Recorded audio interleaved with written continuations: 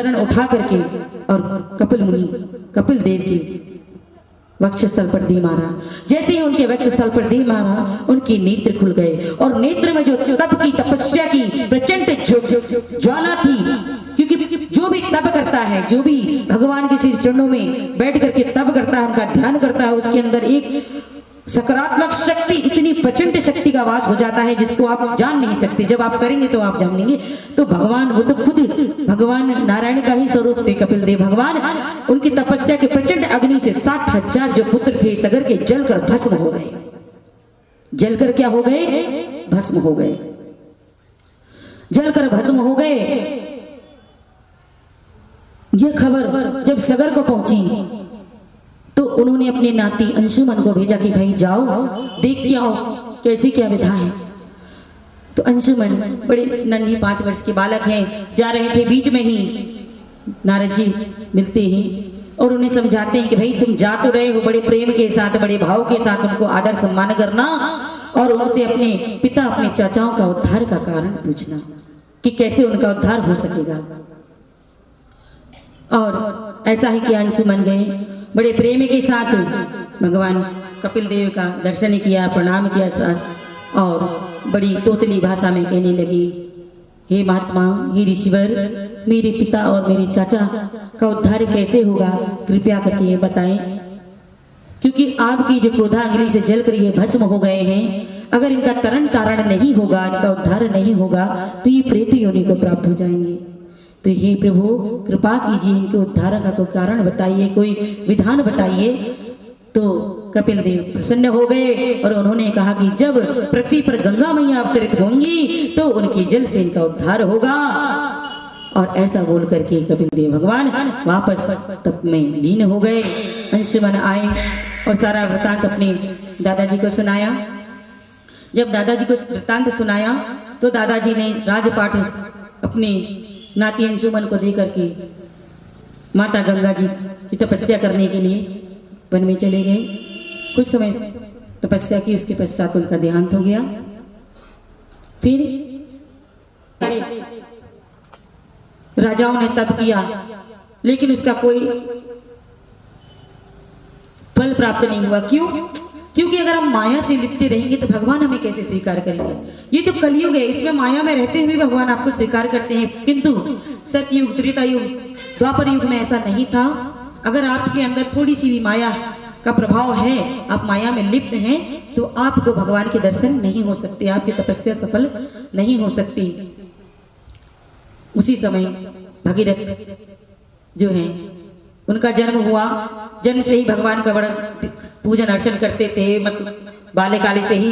बड़े हुए, थोड़े से 5 वर्ष के हुए, जब उन्हें ये पूरा वृत्तांत पता चला कि उनके चाचा, उनके पिता जो हैं, तो उन्होंने ठान लिया कि भैया मैं ही गंगा जी को मनाऊंगा।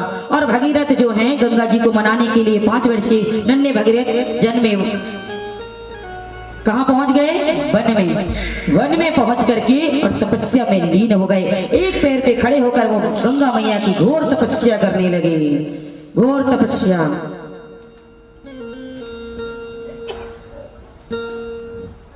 गंगा मैया की घोर तपस्या करने लगे।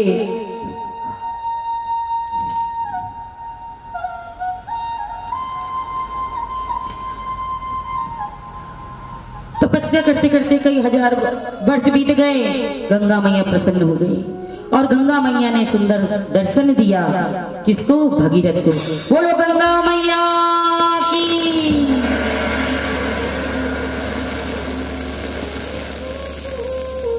भगीरथ मैया को प्रणाम किए और कहने लगी कि हे माँ, मेरे पूर्वजों के उद्धार के लिए आप पृथ्वी पर आए और मेरे पूर्वजों का उद्धार करें। आपकी पृथ्वी पर आने से जन जन का कल्याण होगा। हे मैया कृपा करें, हे मेरी देवी, हे मेरी मैया कृपा करें। माता गंगा बड़ी प्रसन्न थी, भगीरथ से कहती है, पुत्र तुमने मेरी इतने हजार वर्षों तक तपस्या की है, मैं तुम्हारी तपस्या से अत्यंत प्रसन्न हूं, किंतु मैं पृथ्वी पर नहीं आ सकती। बोले मैया क्यों? बोले मेरा इतना प्रचंड वेग है कि अगर मैं स्वर्ग लोक से पृथ्वी पर आऊंगी तो ये पृथ्वी मेरा भार नहीं सहन कर पाएगी और मैं स्वर्ग से सीधे पाताल लोक में चली जाऊंगी। पुत्र, मैं तुम्हारी तपस्या से बहुत प्रसन्न हूं। आप कोई साधन जुटाएंगे तो मैं अवश्य पृथ्वी पर आऊंगी। तो बोले मैया मुझे क्या करना चाहिए? बोले ब्रह्मदेव की उपासना करो। अब ब्रह्मा जी की उपासना करने लगे भगीरथ। देखिए कि नन्हे बालक थे, तपस्या करते करते तपस्या की शक्ति इतनी बढ़ गई कि मैया गंगा प्रसन्न हो गई और अब बोलने लगे कि भाई ब्रह्मा जी की तपस्या करो। ब्रह्मा जी की तपस्या करने लगे। तपस्या करते करते ब्रह्मदेवी भी प्रसन्न हो गए, सुंदर दर्शन दिया, सुंदर दर्शन दिया उन्होंने और पूछने लगे भगीरथ मैं तुम्हारी तपस्या से प्रसन्न हूं, बताओ क्या वर मांगोगे? बोले ब्रह्मदेव मुझे केवल एक उपाय बस बता दें, मैं आपसे कुछ नहीं मांगना चाहता। आप मुझे केवल एक उपाय बता दें कि गंगा जी का इस पृथ्वी पर प्रादुर्भाव कैसे होगा, कैसे वो इस पृथ्वी पर अवतरित होंगी। गंगा मैया का वेग धारण करने की क्षमता पृथ्वी में तो नहीं है, लेकिन एक है देव जो ब्रह्मा जी कहने लगे कि एक देव हैं जो गंगा मैया को धारण कर सकते हैं। तो भगीरथ बड़े उत्साह से पूछने लगे कि प्रभु हैं कौन? बोले भूत भावन भोलेनाथ। बोले उनकी तपस्या कर लो। बोले वो प्रसन्न हो गए तो तुम्हारा काम सिद्ध हो जाएगा। गंगा मैया जो है इस पृथ्वी पर आ जाएंगी, आपके पूर्वजों का कल्याण तो होगा, साथ ही साथ इस संसार का कल्याण होगा, इस संसार में रहने वाले सभी मानवों का कल्याण होगा। अब भगीरथ वापस तप में लग गए और शिव शंकर भोलेनाथ की थोड़ी ही तपस्या की और भगवान शिव शंकर भोलेनाथ ने सुंदर दर्शन दिया और दर्शन देके पूछने लगे पुत्र मैं तुम्हारी तपस्या से अत्यंत प्रसन्न हूं, मांगो क्या वर मांगते हो? तो भगीरथ ने वही कहा कि हे प्रभु गंगा मैया की मैंने तपस्या की और वो उससे बहुत प्रसन्न है, किंतु वो पृथ्वी पर आ नहीं सकती क्योंकि उनका प्रचंड वेग है।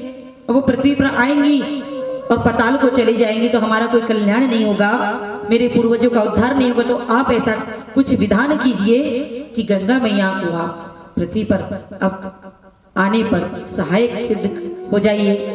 भूत भवन भोलेनाथ ने कहा तथास्तु।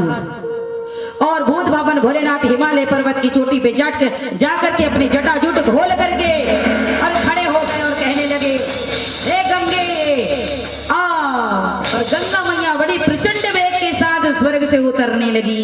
बोलो गंगा मैया की।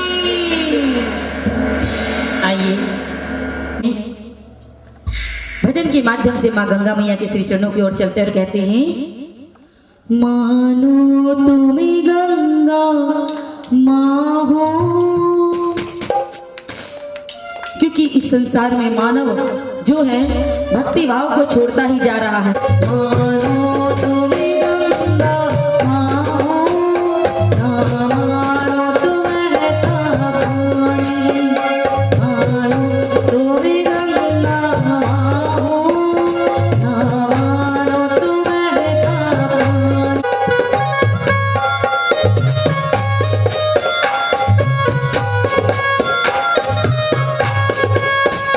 जो स्वर्ग